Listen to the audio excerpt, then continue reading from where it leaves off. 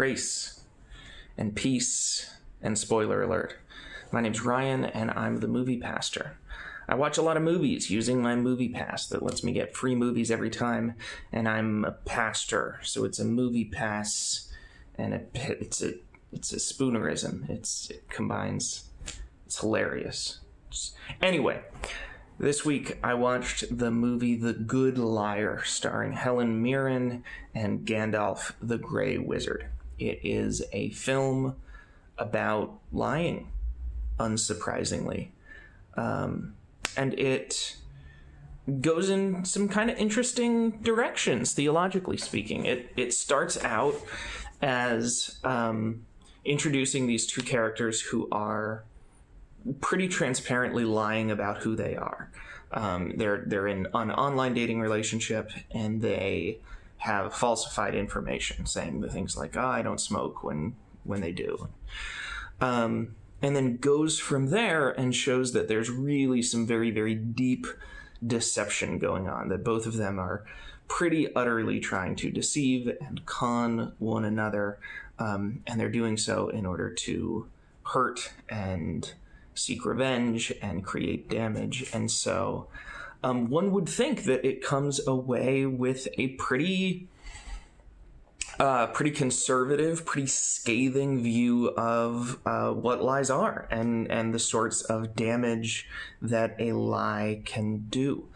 It could have been a movie just that simply about, hey, you think a white lie is harmless, but look at the whole story behind a lie. Look at where lies come from and the history. This is really interestingly, it's a movie that begins in online dating and it ends in the years preceding World War II. That's one of the benefits of having an older cast, is that we can tell these stories that really span through human history. But it doesn't stop there. And by the end of the film, and this is, really, I think it's a spoiler just to say there is a twist. So you're not going to watch this movie anyway. By the end of the film, we start to see who the good liar is and what it is to be a good liar, in the sense that you're not only skilled at lying, but that you are using your lies to create what in your mind is a view of justice. And the fact that we've got this backdrop of World War II through the story that takes place in the modern world, I think helps with that really kind of beautifully. The first question that most people ask when we start dealing with, don't lie, be honest all the time, lying's bad, is, well, what if the Nazis ask you where you've hidden the Jews? And I think the only answer you can give to that is you got to pick the lesser of two evils. You've got to be deceptive at that point to protect a greater truth. But man, your hand should be shaken when you talk about let us do evil that good may come. That's Romans chapter 3, verse 8. It's problematic. And so that's where I really kind of am haunted by it and tip my hat to the very, very bizarre last scene in the film.